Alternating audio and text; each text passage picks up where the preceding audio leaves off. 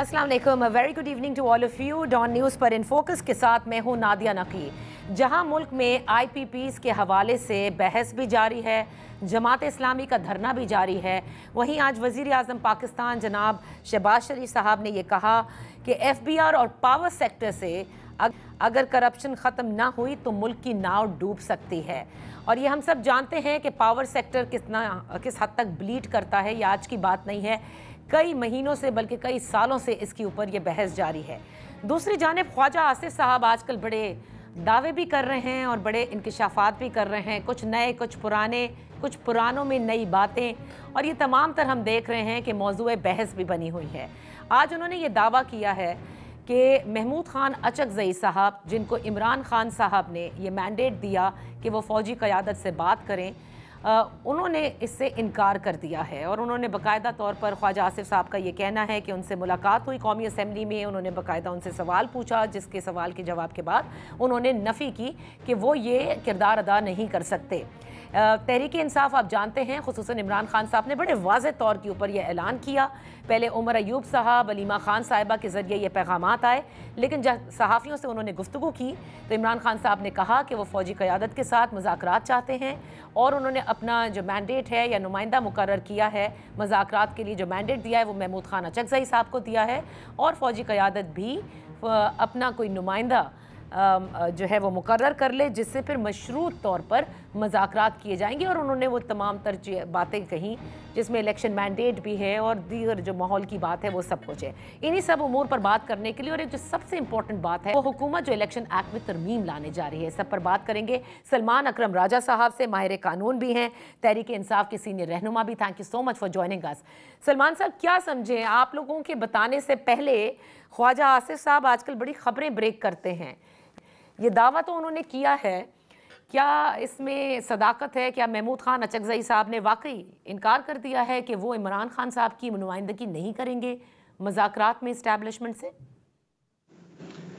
देखिए, ये तमाम जो बातें हैं जो आपने ख्वाजा आसिफ साहब के हवाले से कही, ये चहमगोइयों पे मबनी हैं, कुछ ख्वाहिशात भी होती हैं लोगों की। अगर किसी भी सतह पे कोई गुफ्तगू होती है तो देखिए, जब तक वो किसी मोड़ पे ना पहुंच जाए, कोई नतीजा नजर ना आ रहा हो, तो उसका कोई अलग ऐलान जो है वो डंडोरा नहीं पीटा जाता। ये गैर मुनासिब बात है। देखिए, मुज़ाकरात तो ज़ाहिर है होने चाहिए मुल्क की सबसे बड़ी सियासी जमात और मुक़्तदरा के दरमियान।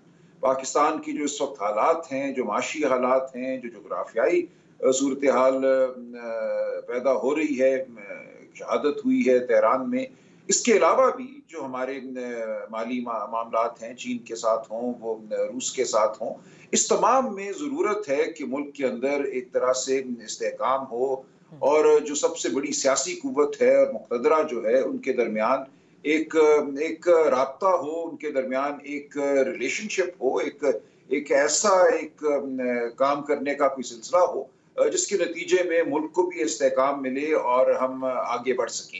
ये मुमकिन नहीं है कि आप इतनी बड़ी सियासी कुव्वत को, जो अवाम की तर्जुमान है, जिसके साथ अवाम की जज्बाती ज़हनी वाबस्तगी है, उसको कुचलने में मशगूल रहें और मुल्क जो है वो इस्तेहकाम की जानिब भी बढ़े। ये दोनों मुतज़ाद बातें हैं। अच्छा, अब सलमान साहब, मैं 1 बाय 1 चलना चाहूँगी। देखिए, मुज़ाकरात हो रहे हैं, शुरू हुए या नहीं, ये बात दीगर है, लेकिन ये कह देना कि महमूद खान अचकज़ई साहब, जिनको मैंडेट इमरान खान साहब कहते हैं, उन्होंने खुद दिया है, वो इनकारी हैं इमरान खान साहब की नुमाइंदगी करने में, ऐसी कोई खबर है विद इन तहरीक इंसाफ? मुझे नहीं है, और इस हवाले से मैं ख्वाजा आसिफ साहब को कोई बहुत मोतबर जरिया नहीं कहूँगा। देखिए, ये तो पार्टी का अंदरूनी मामला है। इमरान खान साहब किस पर एतमाद करते हैं, वो उस एतमाद को कैसे आगे लेकर बढ़ते हैं, ये उनका और इमरान खान साहब का मामला है या पार्टी का अंदरूनी मामला है। अच्छा, इस हवाले से किसी तीसरे फर्द की इत्तला जो है वो हरगिज़ मोतबर नहीं है। अच्छा, सलमान अकरम रज़ा साहब, क्योंकि आपने कहा कि देखें जो हालात हैं, चाहे वो अंदरूनी मामलात हों, खित्ते के हों, सियासी तौर पर हों, ज़रूरी है कि मुक़्तदरा से बात की जाए, एक सबसे बड़ी जमात की जो लोगों की नुमाइंदगी करती है। लेकिन आप लोगों पे तनकीद ही यही हो रही है कि एक तरफ आप रूल ऑफ लॉ की बात करते हैं, जमहूरियत की बात करते हैं, आप ख़ुद कानूनदान हैं, आपको ये लगता है कि इसमें तज़ाद नहीं? वाई मुक़्तदरा, जमहूरी जमातें मौजूद हैं, पार्लिमान है, जमहूरियत है, यही तो बात होनी है। नहीं, कोई इसमें तज़ाद नहीं है। देखिए, ये एक बचकाना सी किताबी गुफ्तगू की जाती है। हम किससे बात करें? हमारी नज़र में पार्लियामान में तो हम हैं और अपना रोल अदा कर रहे हैं, लेकिन ये एक मसनूई पार्लियामान है। हमारा ये एक बिल्कुल हक़ाइक़ पर मबनी मौक़िफ़ है कि 16 सीटों वाली जमात को आपने धांधली के ज़रिए 70-80 सीटें दी और अब उनकी कोशिश है कि मख़सूस नशिस्तों पे भी काबिज़ हों। तो वो तो सरासर एक मसनूई सूरत-ए-हाल है। इसी तरह सियासी सतह पे भी ये लोग तो इस वक़्त रहीन हैं। इस वक़्त इनमें कोई हमें जमहूरी जो रमक है नज़र नहीं आ रही। ये दरपे है हमारी पार्टी को ख़त्म करने के। ये चाहते हैं कि पार्टी का वजूद ही ना रहे। तो इनसे क्या बात हो? बात होगी, उस वक़्त बात होगी जब हमें लगेगा कि इस काबिल है कि बात कर सकें। कोई इनको इजाज़त मिल गई है बात करने की तो ज़रूर बात करेंगे। लेकिन जो हकीकत है पाकिस्तान की, वो हकीकत यही है कि पाकिस्तान का आईन, पाकिस्तान की जमहूरियत सब ताबे हैं एक ताकत के। और वो ताकत जब तक माइल नहीं होती गुफ्तगू की जानिब, जब तक वो ताकत माइल नहीं होती पाकिस्तान के इस्तेहकाम की जानिब, तो बाकी तमाम गुफ्तगू जो है वो गैर मौसर होगी। होनी चाहिए किताबी बात, बिल्कुल ये दुरुस्त है। मैं रोज आइन पढ़ाता भी हूँ, पढ़ता भी हूँ। होना तो इसी तरह चाहिए, लेकिन ऐसा नहीं होता पाकिस्तान में। पाकिस्तान सलमान साहब, ये बहुत बड़ी बात है क्योंकि आप आइन पढ़ाते हैं और आप कह रहे हैं कि पाकिस्तान और सारे जो कानून आइन सब ताबे हैं एक ताकत के। तो क्या मैं ये समझूं कि आप में भी deep with in you believe in this reality कि खान साहब जेल से बाहर नहीं आ सकते, उनकी पॉलिटिकल स्पेस नहीं बन सकती जब तक एस्टैब्लिशमेंट ना चाहे? नहीं, देखिए, ये बिलीफ की बात नहीं है। ये एक सूरत हाल है। हम उस सूरत हाल से नबर्द आजमा हो रहे हैं, उसके खिलाफ हम मुदाफ़ियत भी कर रहे हैं और हमें उसमें बड़ी हद तक कामयाबी भी हुई है। देखिए, जो अदालतों में हमें कामयाबी हासिल हुई है वो इस बात की दलील है कि हमारे निज़ाम में ये ख्वाहिश मौजूद है कि पाकिस्तान वाक़अतन एक जमहूरी आइनी मुमलिकत हो। लिहाजा उस ख्वाहिश का इजहार होता रहता है, उस अज़्म का इजहार भी होता रहता है। लेकिन ये एक मुसलसल एक तगोदौ है, एक मुसलसल मकालमा भी है, मुसलसल एक मार्का भी है। हम ये चाहते हैं कि पाकिस्तान वाक़अतन एक जमहूरी मुमलिकत हो, वाक़अतन एक आइन के ताबे मुमलिकत हो। लेकिन जब तक ये नहीं होता तो हमारे रास्ते में जो भी रुकावट है या हमें जिससे भी बात करनी है, उस रुकावट को हटाने के लिए हम उससे बात करेंगे। मुझे इसमें कोई तज़ाद नजर नहीं आता, इसमें कोई गैर जमहूरी बात नहीं है। अगर पाकिस्तान मुकम्मल जमहूरी होता और हम फिर जाके किसी से बात कर रहे होते तो आपका एतराज दुरुस्त था। लेकिन पाकिस्तान चूंकि नहीं है उस सूरत हाल में, पाकिस्तान में दिखावे की बहुत सी चीजें हैं, हकीकत कुछ और है। हम कोशिश करते रहेंगे कि हम कानून की जंग जीतें, आइन की जंग जीतें, लेकिन साथ साथ हम एक हकीकत पसंदाना सतह पे गुफ्तगू भी जारी रखेंगे। ठीक है, चलें, ये तो बड़ी अच्छी बात है कि आप इस कम से कम कुछ खुफिया नहीं है। आप कह रहे हैं कि हकीकत है सामने, आप लोग इसकी अनाउंसमेंट भी कर चुके हैं कि आप ये चाहते हैं और ये होने चाहिए। कमिंग टू 9 मई, क्योंकि हुकूमत इस 9 मई के हवाले से बार बार ये कह रही है, आप पे तनकीद भी कर रही है, कह रही है देखिए इमरान खान साहब ने आखिरकार ये मान लिया कि GHQ पर जो कॉल दी थी एहतजाज की वो उन्होंने दी थी। सो इन अ वे कॉनोटेशन उसकी वो ये बनाते हैं कि 9 मई आप ही लोगों ने किया है। इस सब के बावजूद मुज़ाकरात भी आप ख्वाह हैं, तो क्या this is one of the steps के पहले आप एक्सेप्ट करें कि हाँ जी आपने 9 मई किया है, फिर शायद मुज़ाकरात की राह हमवार होगी? नहीं, ऐसा नहीं है एक्सेप्ट करें कि हमने खून खराबा किया है या आग लगाई है, ऐसा हमने कुछ नहीं किया। ना इमरान खान साहब ने ऐसा कुछ कहा है। उन्होंने जो बात कही उसकी वजाहत बारहा हो चुकी है कि ये मामला 9 मई के हवाले से नहीं है। जब 14 मार्च और 18 मार्च को रेंजर्स ने एक्शन किया जो हमारी नजर में गैर कानूनी एक्शन था, उस वक्त ये तासुर उभरा, ये ख्याल उभरा कि हमें एहतजाज करना चाहिए। इमरान खान साहब तो 9 मई को कैद थे, गिरफ्तार थे, उनका किसी से कोई राब्ता नहीं था, कोई कॉल देने की वो पोजीशन में नहीं थे। 9 मई से पहले या 9 मई के दिन के दौरान कोई कॉल इमरान खान साहब की जानिब से नहीं गए।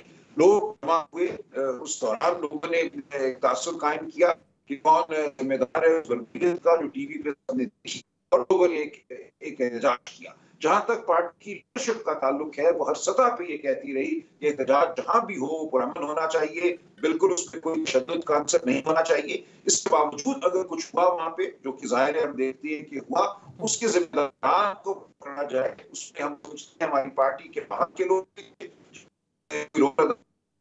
कहते हैं कि एक शफाफ सतह पे तहकीकात हो, तहकीकात के लिए जुडिशल कमीशन कायम हो। सलमान साहब, एक और जो पूरा इस वक्त कानून साजी के हवाले से बात हो रही है, हुकूमत ने इसको डिस्कस किया, मतलब पेश किया, पहले कौमी असेंबली में, फिर पार्लिमानी कमेटी में गया, आज सुना है कि काबीना ने इसे जुज़वी तौर पर ज़रूर मंजूर कर लिया है और जल्द इससे कानून बनाया जाएगा। मैं बात कर रही हूँ इलेक्शन एक्ट में जो तरमीम करने जा रहे हैं, और ये हुआ है सुप्रीम कोर्ट के मखसूस नशिस्तों के फैसले के बाद। अब मैं आपसे as a not Tehreek Insaf बल्कि कानूनदान की हैसियत से मैं जानना चाहूँगी कि क्या ये इस जुमरे में आता है कि इधर सुप्रीम कोर्ट ने एक कानून जो है एक फैसला दिया और फिर एक पार्लियामान जो है उसने फौरन लेजिस्लेट कर दिया। Do you see a sort of confrontation now? देखिए, कॉन्फ्रंटेशन तो एक लफ्ज है ना, यहाँ ख्वाहिश ये है कि जो सुप्रीम कोर्ट का फैसला है उसके असर को ज़ायल किया जाए कानून साजी के जरिए, और जो ये मुजव्वज़ा बिल है इसको वो जिसको हम कहते हैं रेट्रोस्पेक्टिव इफेक्ट, यानी कि उसको वो 2017 से नाफिजुल अमल कर रहे हैं। वो कह रहे हैं जब से ये कानून बना है इलेक्शन एक्ट 2017 में, तो इसका जो निफाज है वो माजी पर भी होगा, यानी कि तमाम ये जो अरसा है 8 फरवरी 2024 के बाद का, उसके तमाम जो मामलात हैं वो इस कानून के तहत तय पाएंगे। अब ये मेरी नज़र में एक लम्हे के लिए सियासत को छोड़ दीजिए, सिर्फ कानून के तालिब इल्म के तौर पे एक बेसूद कोशिश है।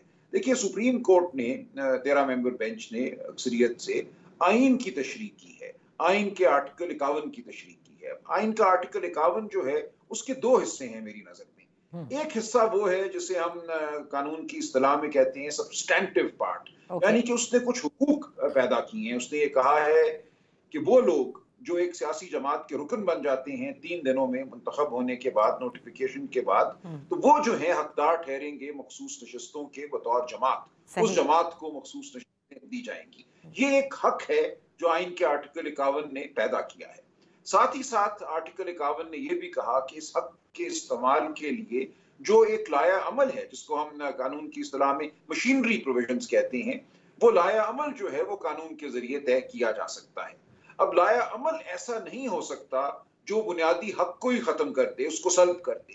यहाँ ये कह रहे हैं, कुछ इन्होंने ऐसी तरामीम की हैं कि एक शख्स जो है वो अपनी पार्टी की जो डिक्लेरेशन है उसमें तब्दीली नहीं कर सकता। और जाहिर है यहाँ इनका जो हवाला है वो सुप्रीम कोर्ट की जजमेंट ही है, जिसमें उन्होंने कहा कि पीटीआई के जो अरकान थे, जब उनको आज़ाद करार दिया इलेक्शन कमीशन ने, तो उन्होंने मुंतखब होने के बाद अगर सुन्नी इत्तेहाद काउंसिल को ज्वाइन किया तो अब उनको पीटीआई का रुकन नहीं समझा जाएगा, उनको पीटीआई का एमएनए या एमपीए नहीं समझा जाएगा। तो इस बात को खत्म करने के लिए इन्होंने ये कानून साजी की है। मेरी नजर में इसका कोई फायदा नहीं होगा। देखिए, हमारा मौक़िफ़ बड़ा वाज़ेह था। सलमान साहब, आपका जो भी मौक़िफ़ हो, मैं सिर्फ एक चीज़ जानना चाहती हूँ, क्योंकि वो मौक़िफ़ भी आपका सामने आ चुका है। मैं ये जानना चाहती हूँ कि देखिए, जो इस वक्त बहस है, जो हुकूमत है वो बार बार ये कह रही है पार्लियामान का इस्तेहकाक है कि वो लेजिस्लेट करे, कानून बनाए, आइन बनाए, और सुप्रीम कोर्ट रीराइट ना करे, वो सिर्फ तशरीह करे। वो बार बार ये कह रहे हैं।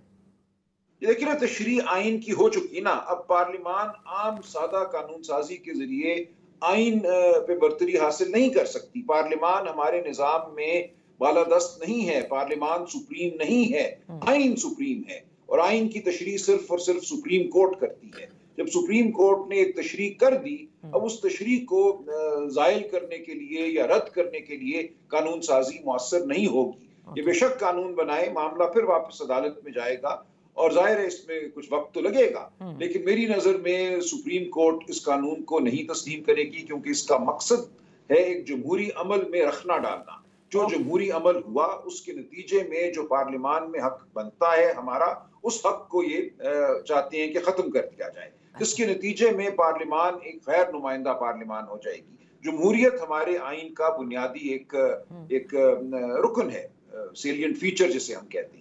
उसको आप खत्म नहीं कर सकते आम सादा कानून साजी के जरिए। पार्लियामान का कोई ऐसा इस्तेहकाक नहीं है। ठीक है सलमान साहब, lastly I would want to know, जब आप कहते हैं कि सुप्रीम कोर्ट इसे नहीं मानेगी, तो किसी भी जब लेजिस्लेचर करता है, लेजिस्लेट यानी कानून बनाता है, तो क्या सुप्रीम कोर्ट ये देखेगी कि इंटेंट क्या था?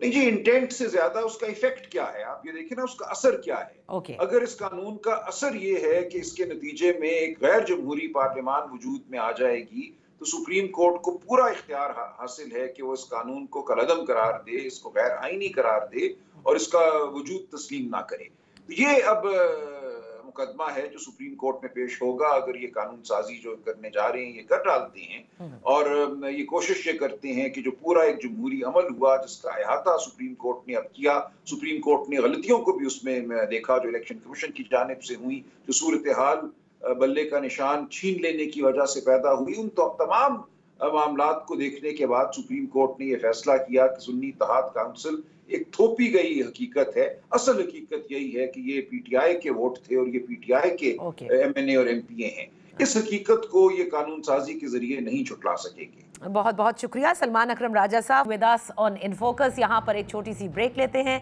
ब्रेक के बाद जब हाजिर होंगे, जो बातें सलमान अकरम राजा साहब ने कही, जरा जानते हैं कि उस पर पाकिस्तान मुस्लिम लीग नून क्या कहती है।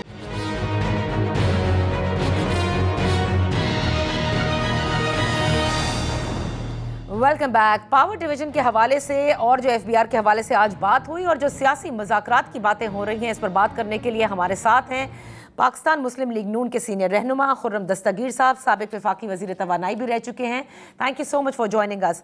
खुर्रम साहब, आज वज़ीर आज़म ने भी जिक्र किया IPPs का और उन्होंने साथ में ये कहा कि इस मसले पर, यानी जो बिजली का मसला है, इस पर सियासत अवाम की तौहीन है। लेकिन माजरत के साथ क्या वज़ीर आज़म को इस बात का या हुकूमत को इदराक नहीं कि अवाम बेचारे पिस गए हैं, इस पर सियासत नहीं हो रही। ये तो अब डिस्कोर्स का हिस्सा है। कैपेसिटी पेमेंट्स हों या इजाफी टैक्सेस जो बिजली के बिलों में लिए जा रहे हैं, उसने अवाम की कमर सर सब तोड़ दिया है।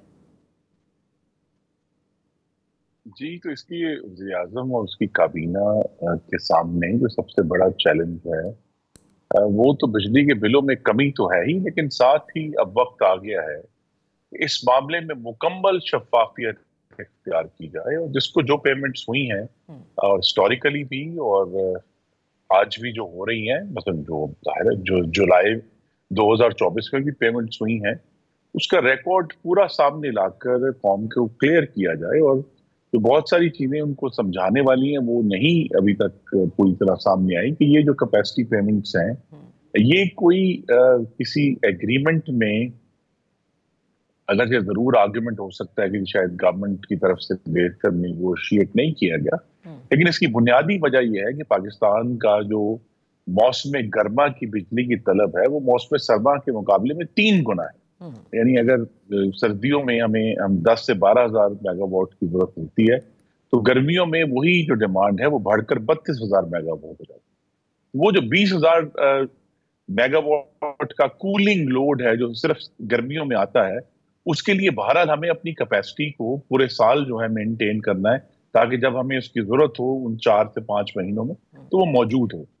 लेकिन इसके ऊपर अब बहुत गुफ्तगू भी हो चुकी है। तो बेहतर तो यही है कि वज़ीर आज़म, और मैंने पब्लिकली कहा है अब इसका जो बेहतरीन हल है वो यही है कि एक पार्लियामान में एक लेजिस्लेशन के जरिए इस मामले को हल किया जाए ताकि हुकूमत ने भी जो सॉवरेन गारंटीज दी हुई हैं उनके बारे में भी हुकूमत को प्रोटेक्शन मिले और जो अवाम के ऊपर अनड्यू बोझ है उसमें भी कुछ कमी आए। तो खुर्रम साहब, एक चीज देखिए जो मिफ्ता इस्माइल साहब भी कह रहे हैं, वो कह रहे हैं और आज वजीर आजम ने भी कहा कि हुकूमत के IPPs का कोई मसला नहीं है। मिफ्ता साहब ने भी यही कहा, लेकिन 2 बातें उन्होंने कही। उन्होंने कहा जो चाइनीज पावर प्लांट्स लगे वो महंगे हैं और मेरे ख्याल से उनका सबसे ज्यादा बोझ है। और हमारे चीफ रिपोर्टर डॉन के सनाउल्लाह खान साहब ने भी कहा कि 2015 में नवाज शरीफ की हुकूमत में जो पंजाब के अंदर लगाए गए, चाहे वो RLNG हो या फिर साहिवाल कोल प्रोजेक्ट हो, ये वो तमाम हैं जो इस वक्त सबसे ज्यादा बोझ का बायस बन रहे हैं। नहीं, ये दुरुस्त नहीं है। देखिए, जो हुकूमत में हमें, अगर आप असल में पावर डिवीजन में पेचीदगी इतनी है कि हर शख्स अपने जाविये के मुताबिक देखता है। मैं भी कोशिश करता हूँ कि वाज़ेह तौर पर बात की जाए। चाइनीज IPPs को पेमेंट्स की गई और उस पर एग्रीमेंट किया गया, उस वक्त की पॉलिसी के मुताबिक किया गया। और ये वो वक्त था, हम इसमें भूल रहे हैं, जब पाकिस्तान में बदतरीन दहशतगर्दी थी। 2014 दिसंबर में आर्मी पब्लिक स्कूल का वाकया हुआ था जिसमें हमारे 150 मासूम बच्चों को सरों में गोलियां मारी गई थी। ये वो दिन है। तो लिहाजा उन दिनों में पाकिस्तान में जिस किस्म की बिजली का बहरान था उसे हल करने के लिए एग्रीमेंट्स किए गए। आज हम उनको सेकंड गेस कर रहे हैं 9 साल के बाद, जो कि दुरुस्त नहीं है। लेकिन उसके हल मौजूद हैं। बजाय ये कि और जो RLNG के प्लांट्स लगे हैं वो पाकिस्तान में मैं बड़े फख्र से कह सकता हूँ मुस्लिम लीग नून की अचीवमेंट है कि पर मेगावाट जो उनकी कॉस्ट है वो पाकिस्तान के तमाम जो लगने वाले जो पावर प्लांट्स हैं उनसे कम है। उनकी एफिशिएंसी तमाम प्लांट से ज्यादा है। तो उनको उनके मामले में और उनको जो हुकूमती इदारों को जो कैपेसिटी पेमेंट्स ऑफर की गई वो इसलिए की गई कि अगर प्लान तो उस वक्त ये था कि अगर पाकिस्तान में इस्तेहकाम इंशाल्लाह आएगा तो इनको प्राइवेटाइज किया जाएगा। तो उनको प्राइवेटाइजेशन को आसान बनाने के लिए सारा काम किया गया था। अब अगर हुकूमत ये समझती है कि इनको प्राइवेटाइज नहीं करना तो कम से कम सरकारी इदारों की हद तक तो पार्लियामान के जरिए इसको कट करके तो 50% या चलें कम से कम 40% कैपेसिटी पेमेंट से तो छुटकारा पाया जा सकता है कि हुकूमती इदारों को नो प्रॉफिट नो लॉस पर चलाया जाए। लेकिन ये सब सोल्यूशन जो हैं ये हुकूमत के सामने चैलेंज है कि वो उन्हें पार्लियामान में लेकर जाए। देखिए ये बड़ी आपने अच्छी बात कही कि फिर इस तरह से कम 40% कैपेसिटी पेमेंट्स एटलीस्ट हुकूमत वाले IPPs की तो कम की जा सकती हैं। लेकिन जो रीनिगोशिएट की बात है जिसमें इमरान खान साहब की तारीफ भी की गई है और मिफ्ता साहब कर रहे हैं, वो कह रहे हैं एटलीस्ट इमरान खान साहब ने आई थिंक कुछ पावर प्लांट्स ऐसे थे जो शायद जनरल मुशर्रफ के ज़माने में जो लगे थे जिनको रीनिगोशिएट किया उन्होंने और अच्छा किया। सो हुकूमत को भी चाहिए कि वो रीनिगोशिएट कर ले बिकॉज इम्पोर्टेड कोल के ऊपर भी आप नहीं चल सकते ना। जी देखिए रीनिगोशिएट जो किया गया उसमें पाकिस्तान के अवाम की तकलीफ को तवील किया गया और उसकी जो शिद्दत थी वो कम की गई कि जो माहाना कैपेसिटी पेमेंट्स हैं उनको कम कर दिया और उसकी जो मुद्दत थी लोन की रीपेमेंट की उसे बढ़ा दिया ताकि हमें जो है वो माहाना तौर पे उसकी तकलीफ ना हो। लेकिन ओवरऑल पाकिस्तान के लोगों ने जो पेमेंट करनी है वो बढ़ गई। तो वो भी निगोसिएशन की गई और लेकिन जहां बैनुल अक़वामी तौर पे हमारे मुआहदे मौजूद हैं और जहां पाकिस्तान की सॉवरेन गारंटी है, देखिए यहाँ इस मामले में गैर ज़िम्मेदार स्टेटमेंट देना बड़ा आसान है और इस पर प्रोटेस्ट के दौरान भी बड़ी हम तकारीर सुन रहे हैं।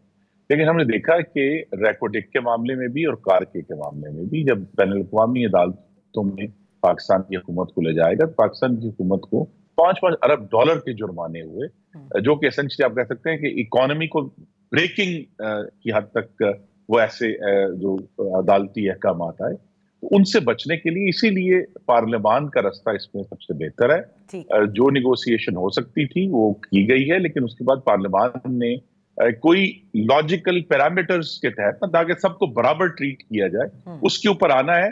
और दूसरा ये कि हुकूमत के सामने ये ऑप्शन है अगर चाहे IMF के एग्रीमेंट में अब हुकूमत के सामने टैक्स कलेक्शन का एक अलग चैलेंज है कि जो अगर एक्सट्रेनियस टैक्सेस बिजली के बिलों में मौजूद हैं वो भी जो हैं वो उठाए जाएं। तीसरी बात यह है कि हुकूमत को अब वाज़े करना है कि मुल्क के मुख्तलिफ इलाकों में बिजली की को बराबर रेट देने के लिए किस तरह की सब्सिडीज दी जाती हैं। और बस सिर्फ कराची के लिए 1 साल की सब्सिडी कराची के शहरियों के लिए वो 200 अरब रुपए की सब्सिडी है ये ताकि उनका जो रेट है वो बाकी मुल्क के रेट के बराबर हो जाए। तो कराची के शहरियों को तो मालूम भी नहीं होता लेकिन वफाकी हुकूमत जो है उनके नाम पर 200 अरब रुपया पे करती है। तो लिहाजा ये सब इशूज इसलिए जहां से मैंने आगाज किया था कि अब एक वाज़े चैलेंज है कि अब इतना बड़ा बहरान है कि इसको शफाफियत के जरिए पूरी तरह खोल कर कौम के सामने रख दिया जाए। खुर्रम दस्तगीर साहब यहाँ पर एक छोटी सी ब्रेक लेते हैं।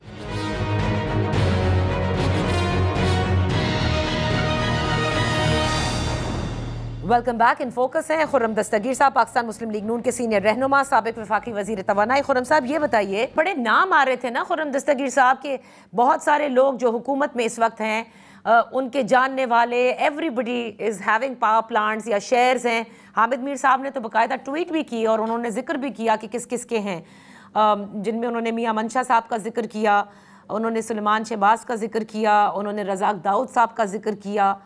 और जाहिर है कि फिर वो कहते हैं कि इनसे क्यों नहीं रीनेगोशिएट हो सकता, अपने ही लोग हैं ना, समझते हैं कि इकोनॉमी क्या है। देखिए ना जी, शरारत कर गए थोड़ी सी।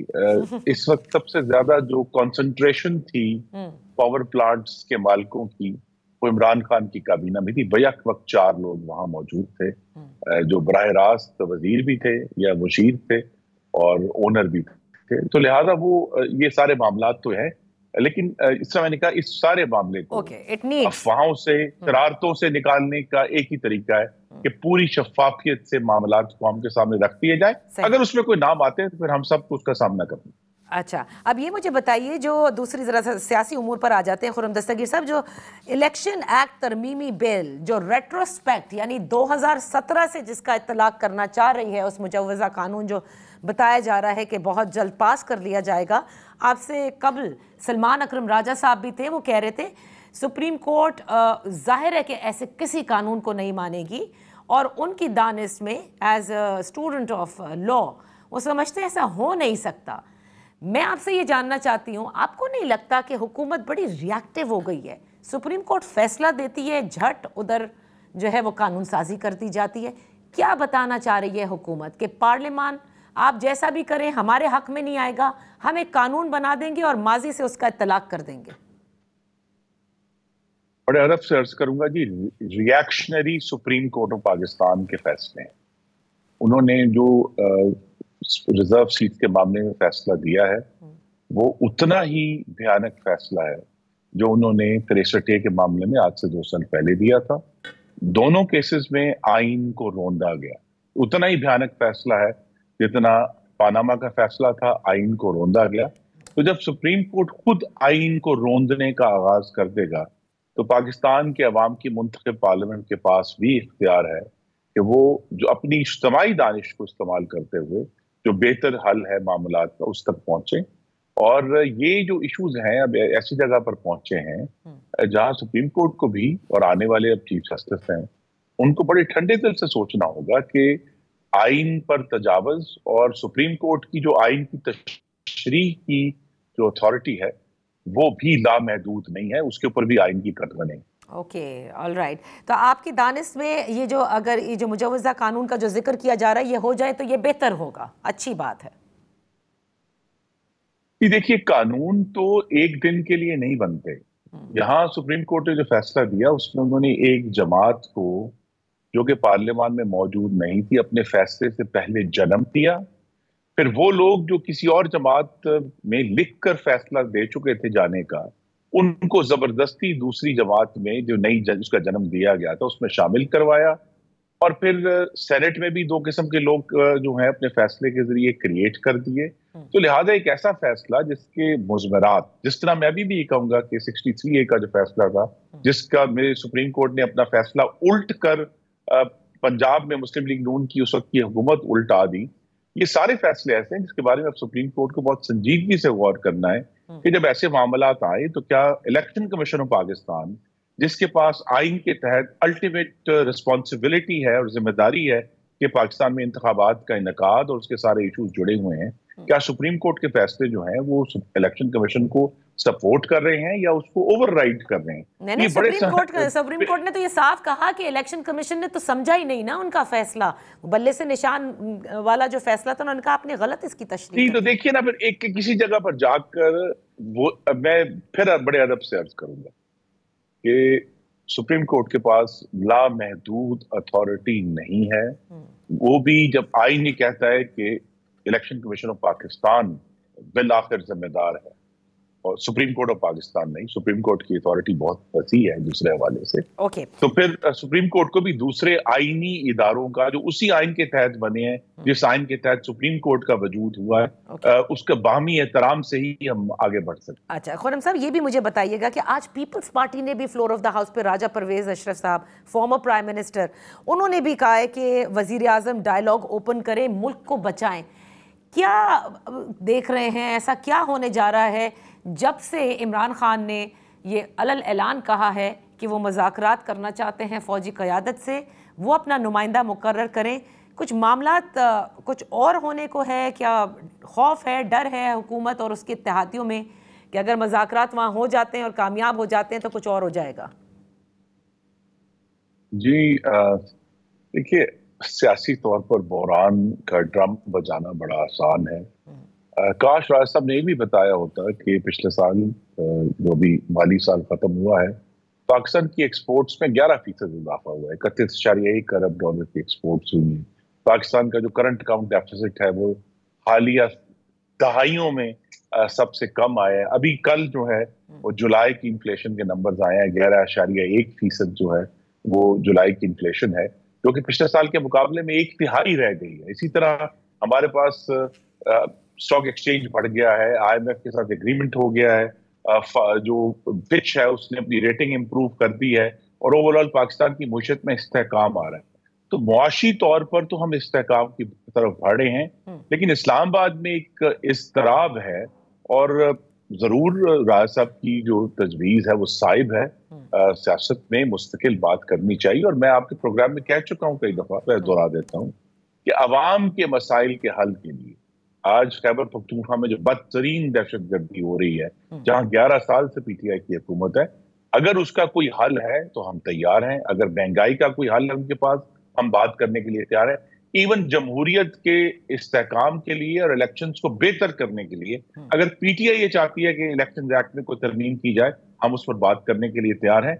लेकिन किसी एक शख्स को NRO देने के लिए तैयार नहीं है, और वो वैसे भी NRO देने की अथॉरिटी हुकूमत के पास नहीं है, वो अदलिया के पास नहीं। लेकिन वो तो आपसे कुछ ना बात करना चाहते हैं, ना कोई आपसे डील चाहते हैं, ना NRO चाहते हैं। दे वेरी ओपन, वो छुप कर नहीं जी। तो बड़ी अच्छी बात है ना जी, वो कहते हैं बड़ी अच्छी बात है। देखिए आज जो मामला खुलकर आ गए हैं, कि खुलकर ये आ गए हैं कि आज की जो अपोजिशन तहरीक इंसाफ है वो मुल्क में जमहूरियत नहीं चाहती, वो आइन की बालादस्ती नहीं चाहते, वो सिर्फ इक्तदार चाहते हैं। तो लिहाजा जिस इक्तदार की पहली सीढ़ी पर कदम रखकर वो 2018 में हुकूमत में आए थे, वो जो कि सीढ़ी उनके नीचे से निकाल ली उन्होंने, निकालने वालों ने, अब वो दोबारा उस सीढ़ी पर चढ़ना चाहते हैं। तो खुर्रम दस्तगीर साहब, माजरत के साथ, ख्वाजा आसिफ साहब जिस किस्म के इंकशाफात कर रहे हैं कि 2019 में जनरल फैज में से उनकी मुलाकात होती है, एक्सटेंशन की बात होती है। अब अगर आप माजी में जाएं तो 2019 नवंबर का उन्होंने जिक्र किया। उसी नवंबर में कुछ अरसे के बाद आपको याद होगा नवाज शरीफ साहब लंदन चले गए।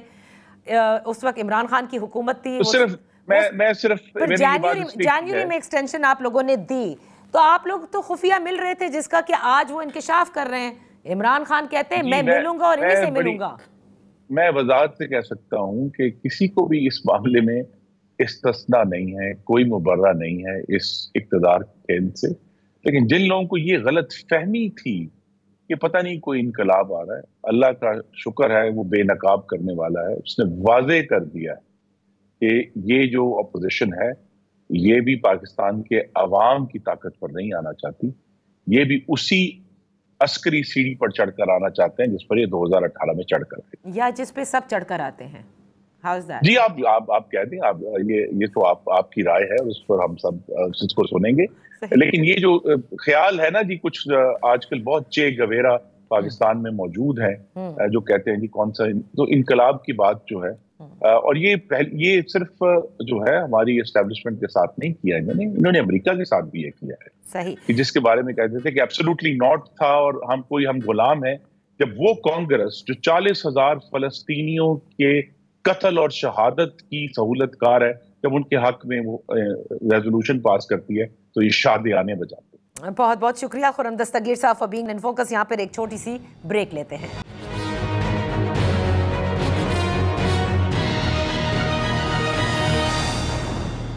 Welcome back. जमात इस्लामी का धरना जो महंगाई और बिजली की कीमतों के खिलाफ है वो 8वें दिन भी आज जारी है। इसी हवाले से बात करते हैं डॉक्टर फरीद पराचा साहब से, जमात इस्लामी के सीनियर रहनुमा हैं। Thank you so much for joining us. Farid Paracha साहब, आज तो आप ही की तरफ इशारा किया है वज़ीर आज़म शहबाज शरीफ ने। वो कहते हैं कि जो लोग धरना दे रहे हैं वो सियासत बराए सियासत कर रहे हैं। तो आप लोगों के तो मज़ाकरात भी हो रहे थे, शायद 2 राउंड्स भी हो चुके हैं, कहाँ मामलात अटक गए हैं? ये बिस्मिल्लाहिर्रहमानिर्रहीम, हम भी ये कह सकते हैं कि आप मुज़ाकरात बराए मुज़ाकरात कर रहे हैं। आप कौम की तमन्नाएं, आरज़ुएं, जो कुछ कौम की तवक्कुआत हैं कि आप शायद बिजली कम करेंगे, तो आप उस पर एक सियासत कर रहे हैं। ये कोई कौन सा ताना है एक सियासी जमात को कि वो सियासत कर रही है? ये कौन सा ताना है? वज़ीर आज़म का एक बड़ा मकाम है और उनको फिर ख़ास तौर पर अपनी काबीना के इजलास में तो उन्हें ये मैसेज देना चाहिए था कि जमात इस्लामी के इन मुतालबात पर हम बिल्कुल ठीक ठाक संजीदगी से गौर कर रहे हैं। हम चाहते हैं कि यह मसाइल हल हों, हम चाहते हैं कि बिजली का बहरान दूर हो, हम चाहते हैं कि IPPs के बारे में जो गलत फहमियाँ पैदा हो रही हैं उन गलत फहमियों को दूर किया जाए। हम ये चाहते हैं कि कौम इस IPPs के जो कैपेसिटी पेमेंट का एक अजाब है उससे निकल सके। अच्छा। इस मैसेज के बजाय उन्होंने धरने का, वो लोग जो दूर दराज का सफर करके सख्त गर्मी, सख्त हबस, बारिशों के मौसम में आके बैठे हुए हैं, उनको ये मैसेज दे रहे हैं कि आप सियासत बनाए सियासत कर रहे हैं। हालांकि जमात इस्लामी के बारे में सबको ये पता है कि जमात इस्लामी की सियासत वो पाकिस्तान के लिए, इस्लाम के लिए, अवाम के मसाइल के लिए है।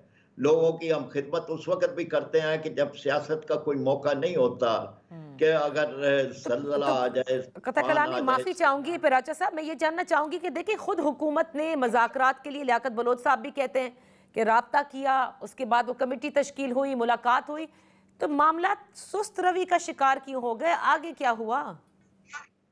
मैं तो यही बात अर्ज कर रहा हूँ ना कि जी आप इसका जवाब दें, यानी वजीर आजम को तो ये चाहिए था कि वो इस बात का जवाब दें कि भाई ये आपसे मुज़ाकरात हो रहे हैं, इस मुज़ाकरात में हम नहीं मान सकते, चले यही बता देते, यही कह देते कि मुज़ाकरात आपके मसाइल वो मुतालबात तो ठीक हैं लेकिन हमारी ये मजबूरियां हैं। अब उसके बजाय सियासत बराए सियासत का एक लफ्ज बोल के वो सारे मुज़ाकराती अमल को जो खुद उन्होंने किया, जिसके लिए उनकी टीम मुकर्रर की गई, जो बैठ रहे हैं, जो बात कर रहे हैं, उसके बाद उसको उन्होंने यकसर उसकी नफी कर दी। और इसलिए ये बात अब जरूरी है कि हम भी इस बात पे गौर करेंगे। और हमने ये पहले भी कहा है कि जी हम तमाम सूबाई हेडक्वार्टर्स पर भी धरने देंगे कि हम इस सारे मामले में फिर मुज़ाकरात जारी रखें या न रखें। कौम को ये बताया जाए कि अगर कोई जमात मुज़ाकरात की तरफ आती है तो उसका क्या असर होता है और क्या मामलात में दबाव तोड़ फोड़ से ही पैदा होते हैं जो हम नहीं चाहते और हम नहीं करेंगे। लेकिन अगर हुक्मरानों का तर्ज सियासत यही है कि लोग तोड़ फोड़ करें, लोग लॉ एंड ऑर्डर का मसला पैदा करें, तब हुक्मरान बात माने, तो ये कोई अच्छा तर्ज सियासत नहीं है। अच्छा, तो फिर आचा साहब, डॉक्टर मुसद्दिक मलिक वो भी वजीर हैं, वो कहते हैं कि हुकूमत ने 100 में से 86 घरों की जिम्मेदारी खुद ले ली है बिजली बिलों की, यानी कि वो जो तहफ़्फ़ुज़ फराहम कर रहे हैं 200 यूनिट वालों को, अगर हर 100 में से 86 घरों की जिम्मेदारी हुकूमत ने ले ली तो बकिया तो बड़ी कम परसेंटेज बनती है। इसको कैसा देखते हैं आप? वो कहते हैं ना कि खुशी से मरना चाहते अगर एतबार होता, यानी हुकूमतें भी धोखादही की वारदात करती हैं। ये धोखादही की वारदात है। आप यानी लोगों के जख्मों पे नमकपाशी करते हैं। आप जो 100 से 200 यूनिट वाले हैं उनको कहते हैं कि जो फाइलर होंगे उनकी दरख्वास्त ली जाएगी, यानी 100 से 200 यूनिट वाला फाइलर होगा तो तब उसकी दरख्वास्त ली। ये क्या है? फिर उसके बाद ये कि जो सवालात उठे हैं कि सोलर पैनल वो किसने इंपोर्ट किए थे, क्यों किए थे इतने अरसा पहले, फिर ये कि ये सोलर पैनल हुकूमत की तरफ यानी पूरी एक सोलर पॉलिसी उसी इंपोर्ट की बुनियाद पे बनाई गई। हम तो खुद ये चाहते हैं कि सोलर पे हो। हमने तो अपने मंशूर में ये लिखा है कि जितनी भी सरकारी इमारत हैं जो दिन के वक्त खुलती हैं, वो स्कूल हों, वो कॉलेजेस हों, वो अदालतें हों, सरकारी दफातर हों, वो सब सोलर पे हों। दुनिया भर में ये होता है, यानी उसमें तो कोई जरूरत नहीं है, रात के वक्त तो उन्होंने काम नहीं करना और हमारे यहाँ तो धूप निकली रहती है। तो इस सारे मामले में यानी हुकूमत का तर्ज अमल गैर संजीदा तर्ज अमल है और इस गैर संजीदा तर्ज अमल की बुनियाद पर यूं लगता है कि जैसे गरीबों के भी जख्मों पे नमकपाशी की जा रही है और उनके लिए भी बजाय इसके कि आप सहूलत दें और सहूलत दें सबके लिए, और उसके बाद आप ऐसा करें कि जी बिजली के में से जो आप टैक्स ले रहे हैं बिजली के बिलों में से वो खत्म करें, सबके लिए सहूलत निकले। आप 100 और 200 रुपए और सोलर और इस तरह के चक्कर में न डालें कौम को। आप जो इसके जरिए से टैक्स वसूल कर रहे हैं कम से कम वो तो कम करें। तो चले तो इसका मतलब पिराचा साहब आप भी हुकूमत की जो तावीलात वो दे रहे हैं कि कैपेसिटी पेमेंट्स जो IPPs की हैं वो यक जुम्बिश कलम से ख़त्म नहीं की जा सकती। तो कम से कम आप लोग ये तो समझ गए हैं। अब आगे जो आपने बात की है कि इजाफी टैक्सेस लिए जाते हैं बिजली के बिलों में, उसे ख़त्म करना चाहिए। अगर आपके मुतालबात नहीं माने गए, आज 8वां रोज़ हो चुका है, तो क्या जमात इस्लामी इसी तरह धरने में रहेगी? हमने 126 दिन का धरना भी देखा था, अब आप लोग भी कहते हैं कि नहीं उठेंगे। अच्छा नादिया, ये यकजुम्बश खत्म हो सकते हैं। 1994 में जो लगे थे प्लांट, पावर प्लांट, वो पोसीदा हो गए हैं, वो पुराने हो गए हैं। अगर उनसे हुकूमत फुल कैपेसिटी तलब करे, और वो कर सकती है मुआहदे के मुताबिक के फुल कैपेसिटी आप दें, और वो नहीं देंगे तो कैपेसिटी पेमेंट की खुद बखुद खत्म हो जाएगी। यानी ये शिक भी उसमें मौजूद है कि अगर आप नहीं दे सकेंगे जितनी आपसे मांगी जाएगी, तो फिर आप कैपेसिटी तलब नहीं कर सकेंगे। ये तो यकजुम्बश कलम हो सकती है ना। फिर इसी तरह यकजुम्बश कलम जो है वो डॉलर की पेमेंट तो हो सकती है। अगर आप सबका तज्जिया करें, ऑडिट करें, तो पता चलेगा कि वो जो असल फार्मर थे वो तो बेच गए थे इनको। ये जो मौजूदा मकामी बने हुए हैं उसके मालिकान, उनके साथ बात हो सकती है। 52% तो हुकूमत के अपने हैं, तो वहां कौन सी रुकावट है? तो ये सब यकजुम्बश कलम हो सकते हैं। कौम को ये धोखा देते हैं जी कि आलमी अदालतों में चला जाएगा मामला, और फिर हमें वो जो 1-2 मिसालें बन गई हैं उनके मुताबिक हमें इबरत का निशान बना दिया जाए। कुछ भी नहीं है। आप कौम को बताएंगे आपने कब इस पर कोई माहिरीन की मीटिंग बुलाई है? कब आपने जो है वो इस पर माहिर कवानीन, आलमी कवानीन से आपने राब्ता किया? कुछ भी नहीं है। और ये सिर्फ मफरूज़ इसलिए कायम कर रहे हैं कि कैपेसिटी पेमेंट इनको जानी है, या इदारों को जानी है, या खानदानों तो पराचा साहब, आपको क्या लगता है बात करके, क्या हुकूमत की नीयत नहीं है कम करने की, करना नहीं चाहते, मजबूर हैं, क्या है? हाँ, ये कहा जा सकता है नादिया कि ये करना नहीं चाहते। अगर नीयत हो और मामला ठीक करने हो और अवाम का दर्द हो, जिस अवाम की बुनियाद पर ये इख्तिदार की मसलतों पे बैठे हुए हैं, तो फिर कम अज कम ये तो कर सकते हैं कि अपने खानदान को जो जाती है 63 करोड़ रुपया जो है वो 3 महीनों में चिनियोट पावर्स ने लिया था, वो तो ख़त्म कर सकते हैं। और इसी तरह से जो हुकूमती इदारे हैं उनका कर सकते हैं। नीयत अगर हो तो मामला ठीक हो सकते हैं। बहुत बहुत शुक्रिया डॉक्टर फरीद पिराचा साहब, हमारे साथ आपने शरीके गुफ्तगू हुए। That's all for today. देखना है, जमात इस्लामी ने बड़े वाज़ेह तौर पर बार बार ये कहा है कि वो धरना ख़त्म नहीं करेंगे, और जैसे पिराचा साहब कह रहे हैं कि फिर ये ना हो कि हर सूबे के हेडक्वार्टर्स के अंदर इन धरनों का आगाज़ कर दिया जाए। उधर वज़ीर आज़म ये कहते हैं कि पावर डिवीज़न को दुरुस्त करेंगे। लेट्स सी कि कहाँ ये मामला चलते हैं। That's all for today. कल फिर आपकी खिदमत में हाजिर होंगे। इजाज़त दीजिए। अल्लाह हाफ़िज़।